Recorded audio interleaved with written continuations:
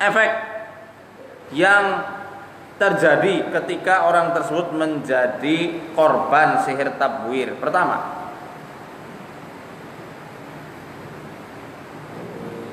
dia nggak mau menikah dan selalu menolak orang-orang yang hendak melamarnya, baik dia sudah melihatnya atau belum pernah melihatnya sama sekali. Ya, nggak mau nikah atau selalu menolak ajakan lamaran dari orang yang hendak melamarnya.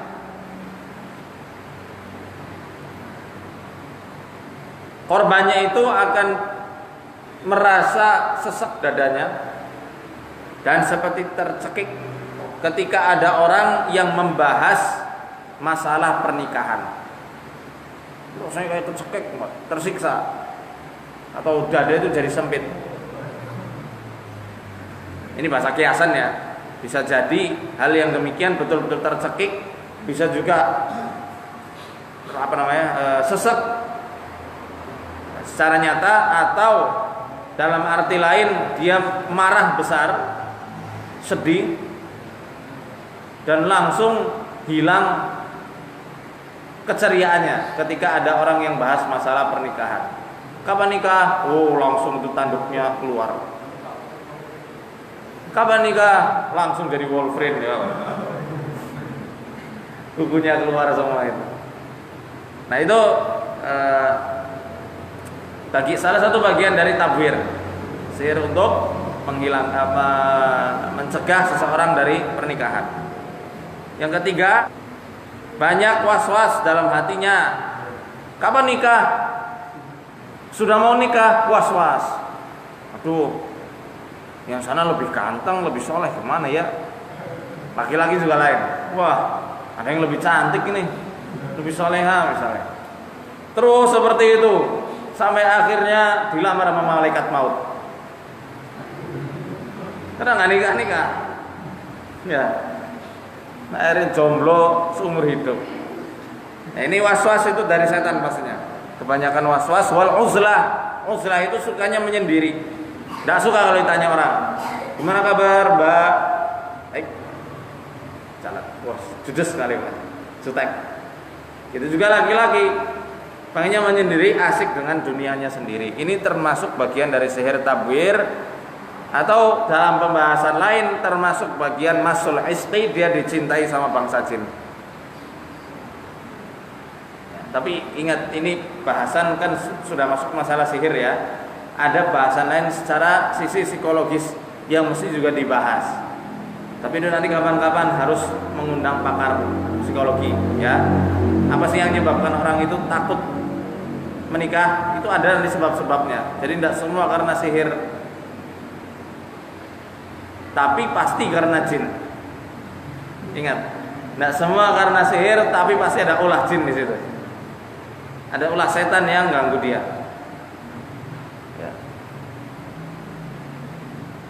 As-su'ur bi aradi sihril 'ammah al-madhkura fi aradi sihri falyarji ilaiha. Dia akan merasakan beberapa tanda-tanda sihir secara umum yang sudah disebutkan, tentu yang sudah kita pelajari ya. Di antaranya kalau yang penghalang jodoh sakit di area tulang di area belikatnya. Di area belikat sering sakit, di pinggangnya panas, sakit, nyeri, nggak kuat duduk lama misalnya. Atau di matanya sering rabun, sering kayak vertigo karena untuk melihat dia itu sudah pusing. Apalagi melihat calon jodoh yang hendak melamarnya atau hendak dilamar. Ini di matanya sering dibuat puyeng. Ya, atau di ubun-ubunnya sering merasakan cenat-cenut. Gitu. Atau kalau misalnya sihirnya kok disiramkan, ditaburkan di area rumahnya, di depan rumahnya, kalau terinjak atau terlangkahi, kakinya sering sekali merasakan mengalami kram. Khususnya ketika dia tidur atau ketika dia melakukan aktivitas ibadah, kram, panas, kayak ketarik-tarik. Ya. Ini tanda sihir secara umum, harus lebih diperinci lagi. Nah, yang keenam, orang yang hendak melamar itu melihat seakan-akan calonnya ini menjadi mukanya jelek sekali.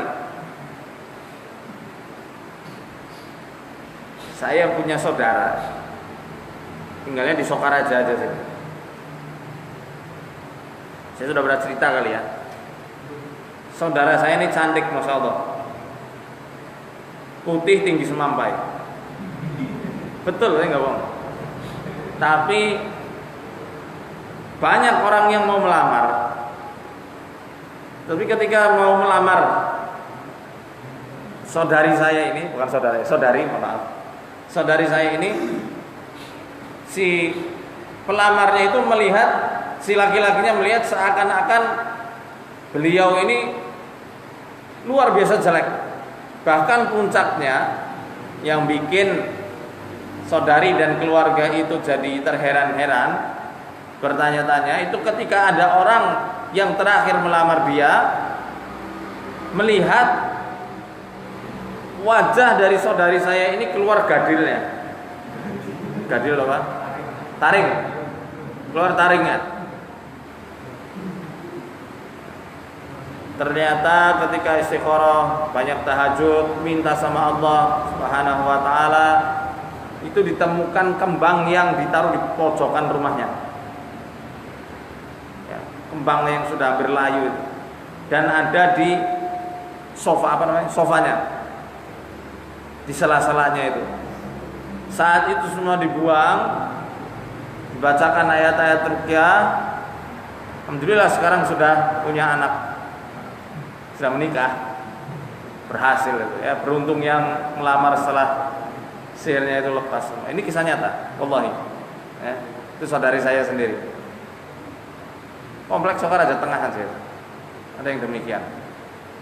Makanya kalau sihir, gimana nyari buhulnya, gak usah bingung-bingung lah, minta sama Allah. Allah nanti yang menunjukkan.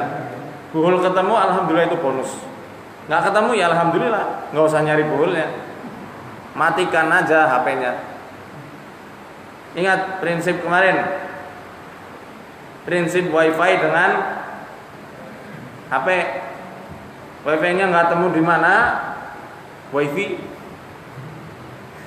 nggak temu ada di mana, yaudah, apa namanya, aplikasi yang di HP yang buat nangkap sinyal hotspot itu apa namanya?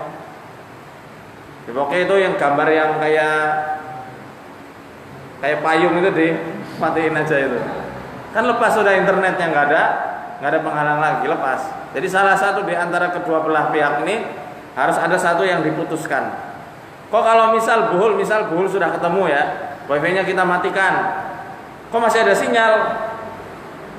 Berarti ada gangguan lain. Oh, paket datanya masih banyak, paket datanya dihabisin buat lihat YouTube. Seperti itu.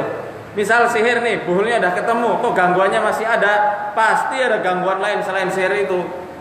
Entah jin turunan, jin tanjakan, jin perampatan, entah nggak tahu apa itu, cari saja. Ya. Atau karena sebab-sebab dosa yang lainnya. Wallahu a'lam bishawab.